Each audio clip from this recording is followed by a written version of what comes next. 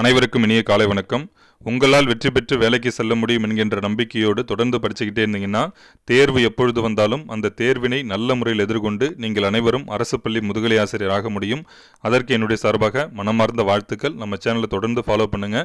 PGDRB சார்ந்து பல்வேறு தகவல்கள் மற்றும் மோட்டிவேஷன் வீடியோ உங்களுக்கு உடனுக்குடன் நம்ம கொடுப்போம். இப்போ PGDRB 2025 பொறுத்த வரைக்கும் தமிழ் எலிஜிபிள் டெஸ்ட்டுக்கான பாடத்திட்டத்தில் மாற்றம் வருமா, என்ன புக்ஸ்லாம் நாங்கள் படிக்கணும், ஏற்கனவே TRBயால் நடத்தப்பட்ட தமிழ் எலிஜிபிள் டெஸ்ட்டில் கேட்கப்பட்ட வினாக்கள்லாம் எந்த புத்தகத்திலிருந்து அதிகமான அளவு இடம்பெற்றிருந்து இது மாதிரி நிறைய பேர் கேட்டிருந்தாங்க. சிலபஸை பொறுத்த வரைக்கும் TRB வெப்சைட்டில் நமக்கு தமிழ் எலிஜிபிள் டெஸ்ட்டுக்கான சிலபஸ் கொடுத்துருக்காங்க. அதே சிலபஸ் தான் வரவிருக்கக்கூடிய முதுகலை ஆசிரியர் தேர்வுக்குமே வரப்போகுது. TNPCயில் மாற்றம் செஞ்சுருக்காங்கன்னா அவங்களுக்கு எலிஜிபிலிட்டி கம் ஸ்கோரிங் டெஸ்ட் அது சரிங்களா. தமிழ் தகுதி மற்றும் மதிப்பீட்டு தேர்வு நமக்கு தகுதி தேர்வு மட்டும்தான். அதனால் நமக்கு என்ன பாடத்திட்டம் கொடுத்துருக்காங்களோ அதையே நம்ம பின்பற்றி தயாரான போதும்.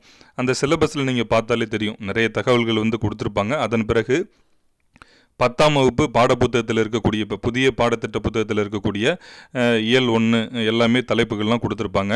என்னுடைய கருத்தை பொறுத்த வரைக்கும் நீங்கள் 10ஆம் வகுப்பு பாடப்புத்தகத்தை முழுமையாக படித்தால் போதுமானது. அதே போன்று இலக்கணம் நமக்கு அடிப்படை அறிவு நிச்சயமாக இருக்கணும். இலக்கணம் அந்த புத்தகத்தில் இல்லாதது நமக்கு கேட்பாங்க சரிங்களா. இந்த உதாரணத்துக்கு புணர்ச்சி விதிகள், இப்போ நம்ம ஈறுபோதல், இனமைகள், உடல் மேல் உயிர் ஒன்றுவது இயல்பில், இதெல்லாம் நம்ம ஆல்மோஸ்ட் தெரியும். இப்போ என்ன நமக்கு ஏற்கனவே TRB BTBRTயில் கேட்கப்பட்ட 30 வினாக்களில் மெஜாரிட்டி கொஷின் எல்லாமே 10ஆம் வகுப்பு பாட புத்தகத்திலிருந்து தான் கேட்கப்பட்டது. அதே போன்று BEO எக்ஸாம் முதலாக நடத்தப்பட்ட தேர்வில் கேட்கப்பட்ட வினாக்களுமே அதிகமான அளவு 10ஆம் வகுப்பு பாடப்புத்தகத்திலிருந்து தான் கேட்கப்பட்டாங்க. இப்போ இடைநிலை ஆசிரியர் தேர்வுமே அதே போல் தான். இப்போ மெஜாரிட்டி கொஷின் நமக்கு 10th புக்லேருந்து தான் கேட்குறாங்க. அதனால் நீங்களுமே 10ஆம் வகுப்பு பாடப்புத்தகத்தை முழுமையாக படிச்சிட்டிங்கன்னா போதும்.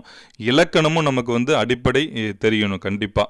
ஏன்னா இப்போ நான் ஒரு 10 வருட இடைவெளிக்கு பிறகு அந்த TRB தமிழ் எலிஜிபிள் டெஸ்ட்டை பார்க்கக்குள்ள எனக்கே ஒரு 30 வினாக்கள், முதல் 20மே 2 மதிப்பெண் வினாக்கள், நமக்கு மொதல் 20ம் 2 மார்க், மொத்தம் 30 கேள்வி இருக்கும்.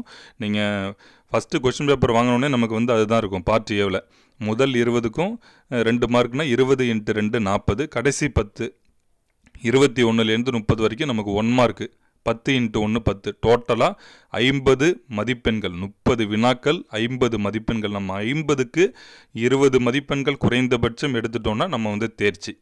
இப்போ நான் அந்த கொஸ்டின் பேப்பர் பார்க்கக்குள்ள 30 வினாக்கள் இருந்து எனக்கு குறைந்தது மிக துல்லியமான விடையே 25 வினாக்களுக்கு எனக்கு எல்லா தேர்வுகளுமே தெரிஞ்சது. காரணம் நம்ம அப்போவே நம்ம அடிப்படை நம்ம நல்லா தெரிஞ்சிருக்கிறதால நம்மளுக்கு ஈஸியாக மதிப்பெண்கள் கண்டிப்பாக எடுத்துடலாம். அதனால் உங்களுக்கு நீங்கள் ஒரு கிளான்ஸ் பார்த்தாலே போதும், தமிழ் எலிஜிபிள் டெஸ்ட்டில் நல்ல மார்க் எடுத்துடலாம்.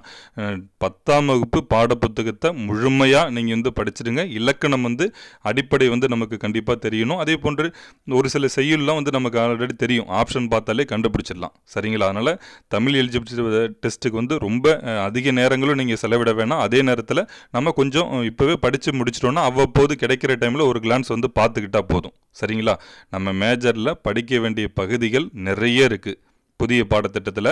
அதனால் இப்போ கிடைச்சிருக்கக்கூடிய இந்த அரிய வாய்ப்பினை உங்களுக்கான வாய்ப்பாக எடுத்துக்கொண்டு இந்த வாய்ப்பினை அனைவரும் பயன்படுத்தி கொண்டு நீங்கள் அனைவரும் PGSTENT ஆகுவதற்கு என்னுடைய சார்பாக மனமார்ந்த வாழ்த்துக்கள். எல்லாராலுமே தேர்ச்சி பெற்று ஜென்ரல் டனில் வேலைக்கு போக முடியும் நான் நம்புகிறேன். நீங்களும் உங்கள் மீது நம்பிக்கை வைங்க சரிங்களா. நீங்கள் நம்பிக்கை வைத்து படிக்க ஸ்டார்ட் பண்ணுறதுக்கு முன்னாடியே பாசிட்டிவாக திங்க் பண்ணி படிக்க ஆரம்பிச்சிங்கன்னா கண்டிப்பாக உங்களுடைய இலக்கை அடைய முடியும்.